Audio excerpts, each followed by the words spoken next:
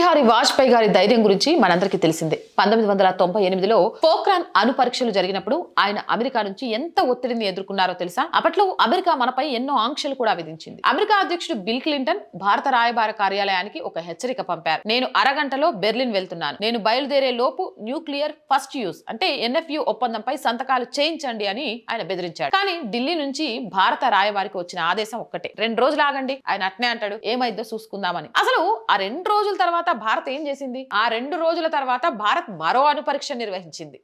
అది క్లింటన్ కు ఒక సవాల్గా అనిపించింది. ఆ తర్వాత వాజ్పేయి గారు సంతకాలు చేసిన క్లింటన్ మన దేశంపై కక్ష పెంచుకున్నారు. కాంగ్రెస్ పార్టీ అప్పట్లో చేసిన పని అమెరికాను సంతోషపెట్టడం కోసం అణు కార్యక్రమాన్ని వ్యతిరేకించింది. వాజ్పేయి ప్రభుత్వాన్ని కూల్చి సోనియా గాంధీని ప్రధాని చేయాలని అమెరికా ఆశించింది. అనుకున్నది అనుకున్నట్టుగానే 1 సంవత్సరం తర్వాత వాజ్పేయి ప్రభుత్వం కూలిపోయింది. జయలలిత కారణంగా జరిగిన ఈ పరిణామాల వల్ల 1999 ఎన్నికలు ఆలస్యంగా జరిగాయి. కానీ ప్రజలు మాత్రం బీజేపీనే గెలిపించారు.